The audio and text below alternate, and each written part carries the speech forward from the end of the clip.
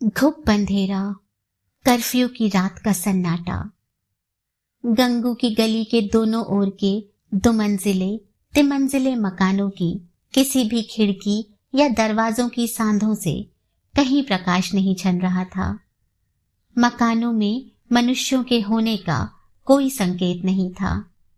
बाजार की गली में आने वाले बिजली के तार और कमेटी के लैंप 4 दिन पहले ही बाजार में आग लग जाने से बेकाम हो गए थे। उजड़े हुए मकानों के त्रास से गली का अंधेरा अधिक घना और भारी हो रहा था। गली के बाहर दाएं बाएं सैद मिठा बाजार में भी सन्नाटा था। उजड़े हुए बाजारों में शेष रह गए बिजली के लैंपों का प्रकाश सूनेपन की उदासी को और बढ़ा रहा था।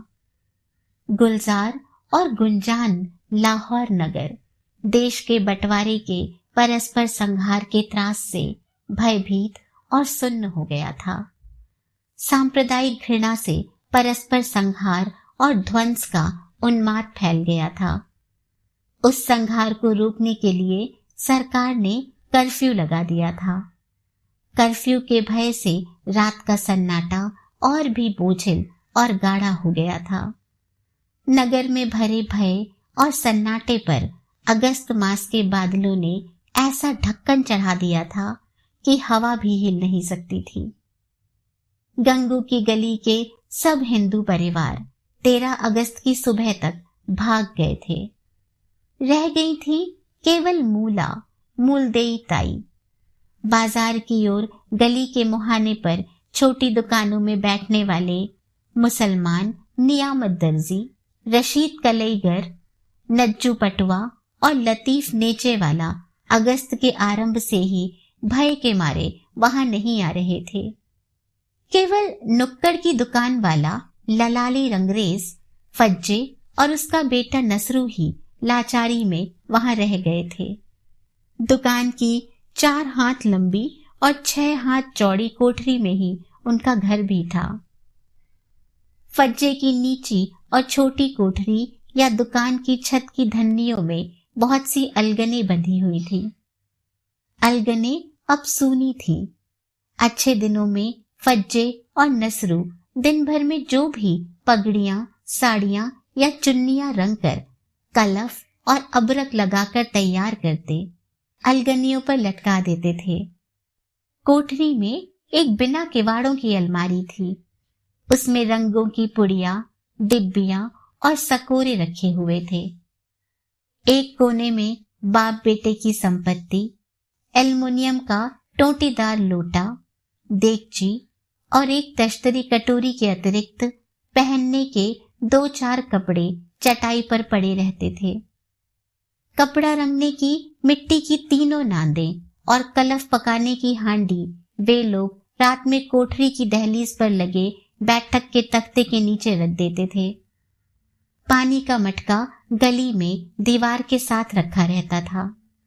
फज्जे और नसरू को कोठरी में सोने की आवश्यकता केवल लाहौर के कड़े जाड़े और बरसात की रातों में ही होती थी। वरना फज्जे रात दुकान के पटरे पर काट देता था और नसरू गली में आने जाने वालों के लिए रास्ता छोड़कर चटाई डालकर लेट जाता था। वहीं से वह कभी कभी पहर रात तक हीर या टप्पे गाता रहता था। नसरू और रमेश में हीर और टप्पों की प्रतिद्वंदिता खूब जमती थी। रमेश का परिवार फज्जे की दुकान से तीसरे मकान में ऊपर की मंजिल में रहता था। रमेश मकान की खिड़की में बैठकर दोनों कानों पर हाथ रखकर पूरे स्वर से गाता और नसरू गली में चटाई पर बैठा ऊंचे स्वर में गाने के लिए कान पर हाथ रख रमेश की खिड़की की ओर मुंह उठाकर उसका उत्तर देता। कभी दोनों रमेश के मकान के चबूतरे पर बैठकर साथ साथ भी गाते। जुलाई 1947 के अंत तक सैद मिठा में हिंदुओं का जोर था। बाजार में 3-4 मुसलमान मारे जा चुके थे। अब मुसलमान उस बाजार से नहीं गुजरते थे, इसलिए गंगू की गली में मुसलमानों की छोटी छोटी दुकानें बंद हो गई थीं। गंगू की गली में दूसरे मुसलमानों की दुकानें बंद हो जाने पर भी फज्जे और नसरू वहीं बने थे। फज्जे अपना भय छिपाए सबके साईं अल्लाह का भरोसा किए बैठा था। उसे गली से अपने 40 बरस के संपर्क का भी भरोसा था। मुद्दतों से गली के सब बच्चे बच्चियां और युवा युवतियां उसे मामा कहते आए थे। बहू बेटियां सिर पर आंचल लिए बिना भी उसे रंगने के लिए चुन्नियां, साड़ियां और पगड़ियां थमा जाती थीं। रंग मन माफिक ना होने पर या कलफ और अबरक कम होने पर उससे लड़ भी लेती थी। लड़के फटी पतंग जोड़ने के लिए उसकी कलफ की हांडी से उंगलियां भर भर के कलफ लेकर भाग जाते थे। फज्जे जोर से चिल्लाता, नसरू पकड़ ले चोरों को, इनका बेड़ा। और समीप खड़ा गली में खूब ऊंची बंधी रस्सियों पर कपड़े डालने के लिए काम आने वाला 10 हाथ लंबा पतला बांस उठाने लगता। तब तक बच्चे कुलाचे मारकर अपने घरों छतों पर पहुंच जाते थे। गली के सभी लोगों, बूढ़ियों, बहुओं और अपने बेटियों तक के नाम उसे मालूम थे। वह कहाँ जाता, अन्यत्र उसका कौन अपना था। गंगू की गली में मुसलमानों की दुकानें बंद हो जाना हिंदुओं ने अपनी विजय समझी थी और कुछ हिंदुओं को फज्जे और नसरू का अपनी कोठरी से भाग न जाना चुनौती जान पड़ती थी। अब उन्हें रंगने के लिए कपड़े कोई न देता था। कर्मचंद ने उभरती रेखों के रोए मरोड़ कर फज्जे को धमका भी दिया था। क्यों मियाँ, क्या सलाह है? फज्जे ने हाथ जोड़कर उत्तर दिया, बादशाहों, मालिकों, तुम्हारी जो सलाह हो, हुक्म हो। 40 बरस से इस गली का नमक खा रहे हैं, कोई दूसरी जगह अपनी है नहीं। तुम धक्का दे दोगे तो निकल जाएंगे, हमें तो जाने की कोई जगह है नहीं। बादशाहों, ऐसी आंधियां तो आती जाती रहती हैं, सिर गर्म करने से क्या फायदा। हरचरण पंसारी ने बीच बचाव कर दिया था। रहने दो, रहने दो, क्या लेते हैं किसी का। कल गली की बेटियों बहुओं को धोतियां चुन्नियां रंगाने की जरूरत होगी तो कौन आएगा। परंतु कर्मचंद का 7 वर्ष का छोटा भाई धर्मचंद और रमेश का छोटा भाई राजेश अपनी सांप्रदायिक उत्तेजना वश नहीं कर सके। उन्होंने लट्टू मार मार कर फज्जे का गली में रखा मटका तोड़ ही डाला। गली में ऐसी घटना 15 दिन पूर्व हुई होती तो बालकों पर डांट फटकार पड़ती। उस समय बालकों को किसी ने कुछ नहीं कहा। नसरू का खून इतना सर्द नहीं था। मटका तोड़ दिए जाने पर उसका खून उबल उठा। वह काफिर हिंदुओं से अपमान नहीं सहन कर सकता था। शहर के दूसरे मुसलमान जो कुछ कर रहे थे, नसरू भी करना चाहता था। वह भी पाकिस्तान की स्थापना के धर्म युद्ध में भाग लेने की उमंग हृदय में दबाए हुए था, परंतु डरपोक बाप की जिद से मजबूर था। बूढ़े बाप को हिंदुओं के गढ़ में अकेला छोड़कर कैसे चला जाता। नसरू कुछ दिन पहले से ही बाप से गली छोड़ जाने का आग्रह कर रहा था। कर्मचंद के धमकाने और मटका तोड़ दिए जाने पर नसरू ने क्रोध में दांत पीसकर बाप से कहा, इन काफिरों की मां को सुअर, अब यहां गुजारा नहीं है। दूसरी जगह कोठरी नहीं मिलेगी तो किसी मस्जिद या दरगाह में ही पड़े रहेंगे।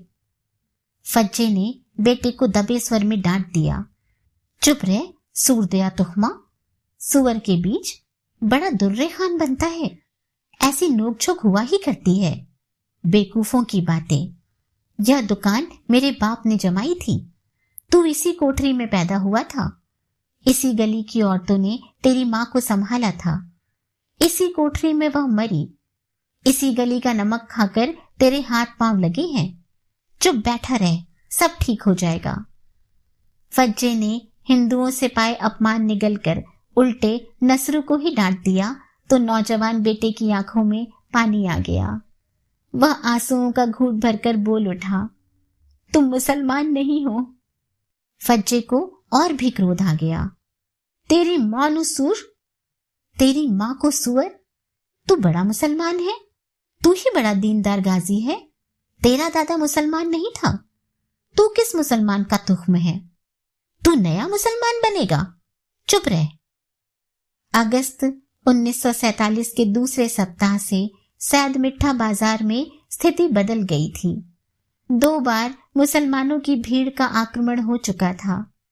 हिंदुओं के बहुत से मकान और दुकानें जला दी गई थीं। दुकानें प्रायः बंद ही रहती थीं। गंगू की गली में सभी घर हिंदुओं के थे। लाहौर से हजारों हिंदू परिवार भाग चुके थे। यह समाचार पाकर भी गंगू की गली के हिंदुओं ने डटे रहने का निश्चय प्रकट किया। हमें औरंगजेब और नादिर खान नहीं डरा सके। जिन्ना और मुस्लिम लीग की क्या औकात है?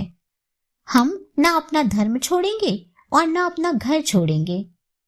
परंतु सैद मिठा में आग, कत्ल और लूट की अनेक घटनाएं हो जाने पर कई परिवार खिसक गए और फिर सभी जल्दी से जल्दी भाग जाने के लिए उतावले हो गए। रह गई केवल मूलाताई। मूलाताई 26 बरस पहले विधवा हो चुकी थी। भगवान ने उसे 3 कन्याएं दी थीं। मूला के पति पैतृक संपत्ति का बंटवारा करके अपने भाइयों से अलग हो चुके थे। मूलाताई की भी अपने जेठ देवरों से नहीं बनती थी। उसे सदा ही संबंधियों से ठगे जाने की आशंका बनी रहती थी।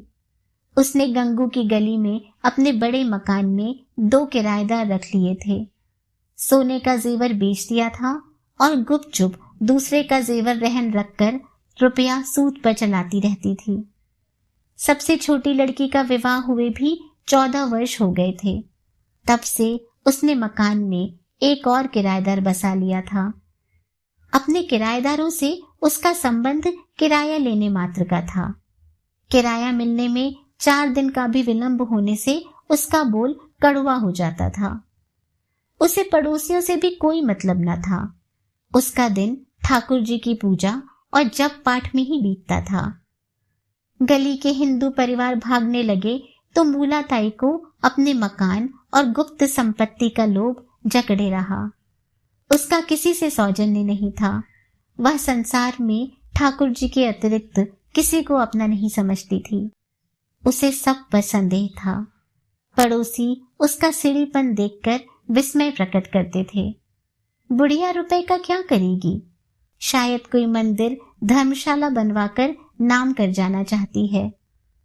उस विकट संकट के समय किसी ने सहानुभूति से बुढ़िया का बोझ अपने कंधे पर ले लेने का निमंत्रण नहीं दिया। सूनी गली में मूला अपने उजड़े मकान में ठाकुर जी के भरोसे अकेले रह गई थी और नीचे गली के नुक्कड़ की कोठरी में रह गया था फज्जे ललारी अपने बेटे नसरू के साथ। सांप्रदायिक उपद्रव आरंभ होने से पहले फज्जे का गंगू की गली के सभी परिवारों से कुछ न कुछ संपर्क रहता ही था। मूलाताई की छोटी लड़की का विवाह हो जाने के बाद से मूलाताई का फज्जे से वास्ता केवल मास के आरंभ में पिछले मास का किराया मांगने का ही रह गया था। फज्जे 2-3 बार तकाजे के बिना किराया नहीं चुकाता था। मूलाताई को उसे किराए के लिए चेतावनी देनी होती तो ठाकुर जी की पिटारी लेकर मकान के चबूतरे पर फज्जे के मकान की ओर मुंह करके बैठ जाती और ठाकुर जी को पूजा के लिए स्नान कराते कराते किराया समय पर ना मिलने के लिए खिन्नता प्रकट कर देती। फज्जे गली के लोगों को अपना लता पता और सामान लिए भागते देखता तो उसकी आह निकल जाती। या अल्लाह, कैसी कयामत आ गई। सब लोग चले जाएंगे तो इस उजाड़ में गुजर कैसे होगी? भूतों के इस डेरे में हम अकेले कैसे रहेंगे? नौजवान नसरू को भय से भागते काफिरों को देखकर उत्साह अनुभव हो रहा था। वह दांत पीसकर कहता, जाने दो जहन्नुम में हरामी काफिरों को। पाकिस्तान में काफिरों का क्या काम?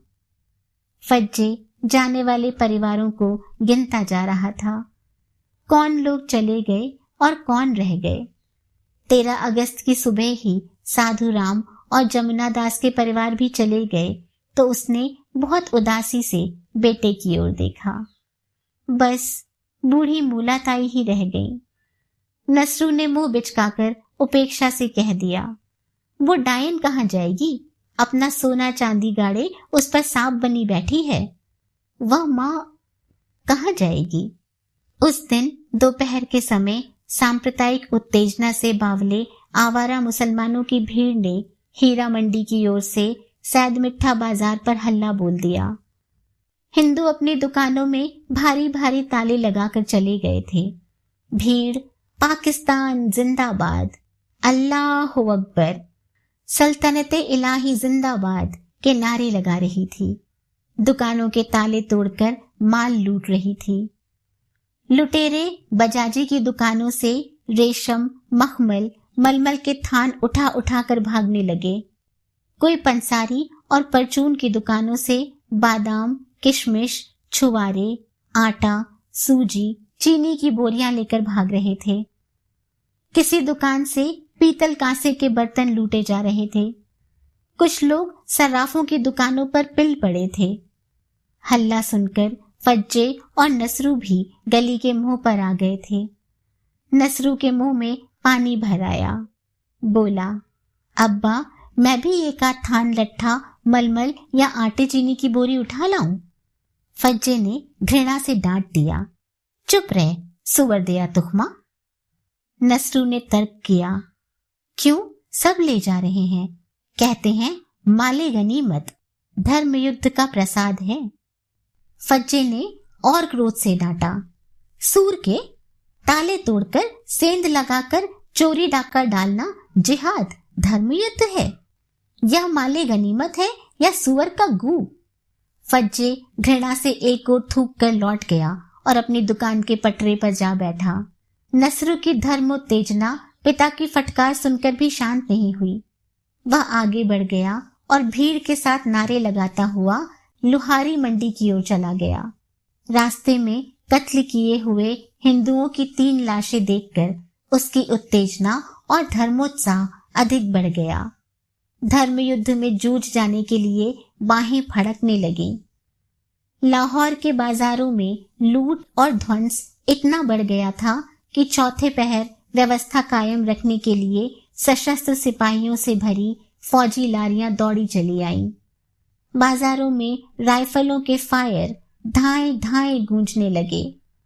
जहां भीड़ दिखाई देती सिपाही गोली चला देते। फज्जे अपनी दुकान के पटरे पर बैठा बाजार की ओर देख रहा था।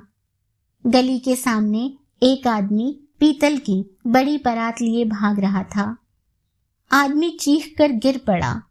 साथ ही बंदूक चलने की धाए और परात बाजार में गिरने की झंकार से बाजार गूंज उठा। फज्जे का कलेजा धक्क से रह गया। हाय नसरू। बाजारों और गलियों में राइफल लिए सिपाही तैनात कर दिए गए थे। कर्फ्यू हो गया था। 3 आदमियों को भी एक साथ चल सकने का हुक्म नहीं रहा था। ऐलान हो गया, सांझ 7 बजे कमेटी की बिजली जल जाने के बाद जो भी शख्स बाजारों में निकलेगा उसे गोली मार दी जाएगी। कर्फ्यू का ऐलान हुआ तो नसरू गली में लौटा नहीं था। फज्जे का दिल मुंह को आ रहा था। आंखों में आंसू उमड़े आ रहे थे। नौजवान बेटे के अल्हड़पन के प्रति क्रोध से उसके मुंह में बार बार गालियां आ रही थी। कमबख्त का दिमाग फिर गया है, इसे क्या हो गया। बिजली जलने से पहले ही नसरू लौट आया तो फज्जे की जान में जान आई। उसने लड़के को डांटा, चल कोठरी में बैठ। खबरदार बाहर निकला। सिपाही की बंदूक की गोली से पागल कुत्ते की मौत मर जाएगा तो सब गाजीपन निकल जाएगा। नसरू ने बेपरवाही से कहा, अरे हो क्या गया, अब तो फौज भी अपनी है, सब मुसलमान भाई हैं। काफिर तो सब गए, लोगों ने तो 5-5 सेर सोना बटोर लिया है, बजाजी से घर भर लिए हैं। नसरू का मन अपने संप्रदाय की विजय से उमंग रहा था। वह लुहारी मंडी से एक छुरा भी लेता आया था। बूढ़ा बाप छुरा देखकर डर न जाए इसलिए छुरे को तहमद में खोसे था। फज्जे और नसरू 7 बजे कर्फ्यू का बिगुल सुनकर अपनी कोठरी में हो गए थे। फज्जे का मन रोटी सेकने को ना हुआ। नसरू ने भी परवाह न की। कोठरी में बिछी चटाई पर दोनों पास पास पड़े थे। गली में अंधेरा घना हो गया था और कोठरी में उससे भी अधिक। वायु बिल्कुल निश्चल और सुन्न थी। आकाश में घने परंतु खुश्क बादल छा गए थे। घने बादलों का ढक्कन धूप में तपे शहर के पक्के मकानों से उठती गर्मी और उमस को शहर पर दबाए था। पूरा शहर स्तब्ध था। हवा भी सांस रोके थी। कोठरी में लेटे फज्जे और नसरू के शरीर से पसीना तेल की तरह निकल रहा था। फज्जे ने कुर्ता तहमत उतार कर केवल लंगोट पहन लिया था। नसरू के शरीर पर भी कुर्ता नहीं था। टांगों को चिपचिप से बचाने के लिए तहमत कमर पर समेटे था। कर्फ्यू और उमस भरी गर्मी के आतंक से दोनों ही चुप और खिन्न थे। कोठरी में खजूर की उधड़ी हुई एक पंखी थी। फज्जे पंखी से अपने और नसरू के शरीर को हवा कर रहा था। बाह थक जाती तो पंखी को नसरू के सीने पर फेंक देता। नसरू पंखी से अपने और पिता के शरीर पर हवा करने लगता। दोनों चुपचाप एक दूसरे से खिन्न, परिस्थिति से खिन्न, बारी बारी से पंखी चलाए जा रहे थे। नींद ही उन्हें आराम दे सकती थी। नींद गर्मी के कारण आ नहीं रही थी। नींद न आने से घबराहट बढ़ती जा रही थी। भय भरे सन्नाटे में बाजार के फर्श पर कर्फ्यू के पहरेदार सशस्त्र सिपाहियों के फौजी बूटों की आहट उनके भय और बेबसी को और भी कड़वा बनाए दे रही थी। रात का एक पहर बीत गया था। नींद न फज्जे को आ सकी न नसरू को। नसरू पसीने से भीगी खजूर की चटाई पर बार बार पीठ चिपक जाने से चिढ़ गया था।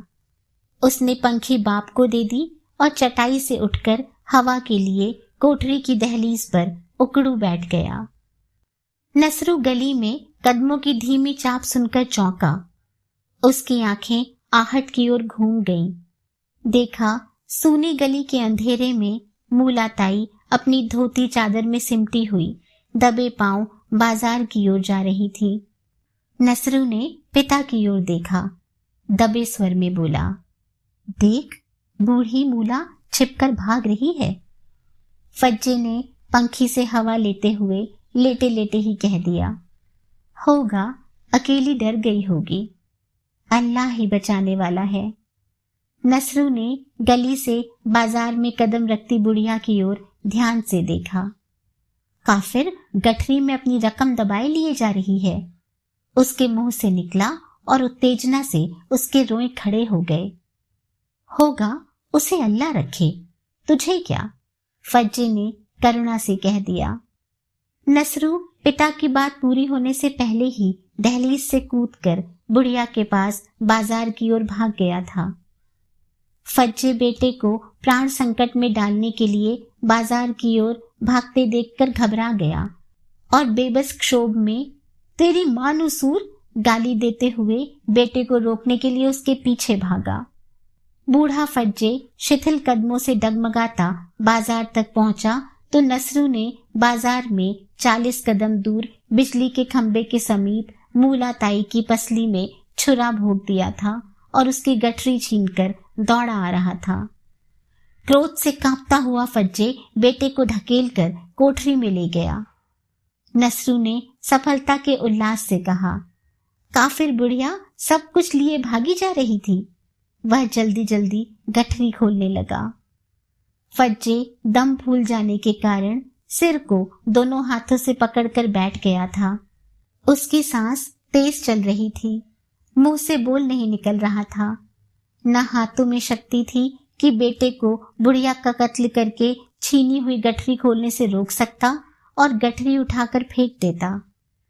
नसरू ने गठरी खोल डाली और गठरी में बंधी पिटारी का ढक्कन झटके से उठा लिया। माँ, काफिर बुढ़िया भागी तो पिटारी में अपने पत्थर के खुदा को लिए जा रही थी। वह विद्रूप में हंस पड़ा।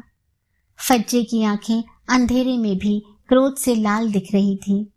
उसने बेटे को सुरक्षित देखकर क्रोध और ग्लानि से लानत दी। ओए तेरी मानुसूर, बेड़ा गड़क होए तेरा, मासूम बूढ़ी का खून कर दिया। काफिर अपने पत्थर के खुदा को ही लिए भागी जा रही थी। अपने पत्थर के खुदा से तेरे खुदा का सिर फोड़ देती। तू बड़ा गाजी है, तूने अपने खुदा को बचा लिया।